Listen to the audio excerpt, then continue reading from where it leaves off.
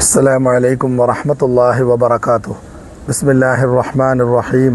അൽഹംദുലില്ലാഹി റബ്ബിൽ ആലമീൻ വൽ ആഖിബത്തു ലിൽ മുത്തഖീൻ വസ്സലാത്തു വസ്സലാമു അലാ സയ്യിദിൽ അംബിയാഇ വൽ മുർസലീൻ ഖാതമിൻ നബിയ്യീൻ വഅലാ ആലിഹി വസഹ്ബിഹി അജ്മഈൻ. അമ്മാ ബഅദ്.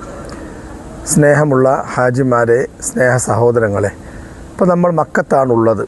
ഉംറയെക്കുറിച്ച് നമ്മൾ പറഞ്ഞുവല്ലോ. ഹജ്ജിന് പോകുമ്പോഴും ആദ്യമായി നമ്മൾ ചെയ്യുന്നത് ഉംറകളാണ്. ഇപ്പോൾ നമ്മുടെ ബക്ക ഗ്രൂപ്പിൽ വരുന്ന ഹാജിമാരാണെങ്കിലും ദുൽഖഅദ പരമാവധി ആദ്യം പോവുക, ഉംറകളെല്ലാം പൂർത്തിയാക്കുക, സിയാറത്തുകളെല്ലാം മക്കത്തുള്ളത് പൂർത്തിയാക്കുക. പിന്നീട് ദുൽഖഅദ 25-ന് മദീന പോകുക, ദുൽഹിജ്ജ 5 വരെ മദീനയിൽ നിൽക്കുക. പിന്നെ ദുൽഹിജ്ജ 5-ന് മദീനയിൽ നിന്ന് മടങ്ങുമ്പോൾ മുത്തു റസൂൽ ഹജ്ജിന് ഇഹ്റാം ചെയ്ത മീഖാത്തായ ദുൽ ഹുലൈഫ അബിയാർ അലി എന്ന മീഖാത്തിൽ നിന്ന് ഹജ്ജിന് ഇഹ്റാം ചെയ്ത് വരിക. ഇതാണ് സ്വഭാവം. അപ്പോൾ ഞാൻ ഹജ്ജിൻ്റെ ക്ലാസ്സുകൾ മാത്രം, ഹജ്ജിൻ്റെ വിഷയങ്ങൾ മാത്രമാണ് ഇന്ന് നിങ്ങളെ കേൾപ്പിക്കുന്നത്. അള്ളാഹു മഖ്ബൂലും മബ്റൂറുമായ ഹജ്ജ് ചെയ്യാൻ ഇത് കേൾക്കുന്നവർക്കെല്ലാം അള്ളാഹു സൗഭാഗ്യം നൽകട്ടെ എന്ന് പ്രാർത്ഥിച്ചുകൊണ്ട് നിങ്ങളുടെ ശ്രദ്ധയെ ഞാൻ വിഷയത്തിലേക്ക് ക്ഷണിക്കുന്നു. പ്രിയമുള്ളവരെ, ഇപ്പം നമ്മൾ മക്കയിൽ നിന്ന് മദീന പോയി. പ്രൈവറ്റ് ഗ്രൂപ്പുകളെല്ലാം 95% ഇപ്രകാരം തന്നെയാണ് ചെയ്യുന്നത്. ഞാൻ പ്രായോഗിക രീതി മാത്രമാണ് അവതരിപ്പിക്കുന്നത്. ഇപ്പം ദുൽഖഅദ 25 ആകുന്നത് വരെ നമ്മൾ മക്കത്ത് നിന്ന് 25-ന് മദീന പോയി.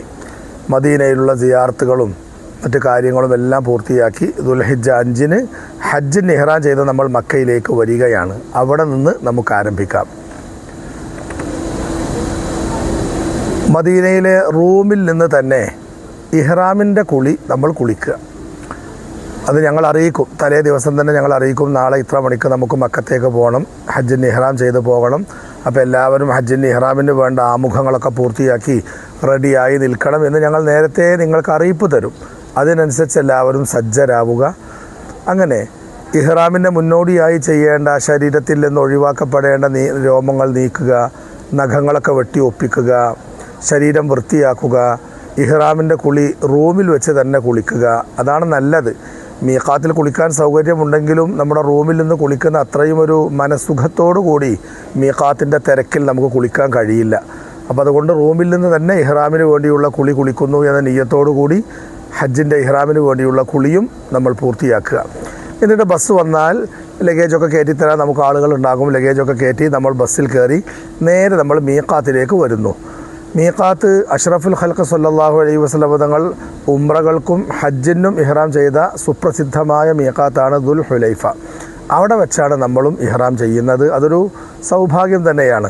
മുത്ത് റസൂൽ ജീവിതത്തിൽ ആകെ ചെയ്ത ഒരു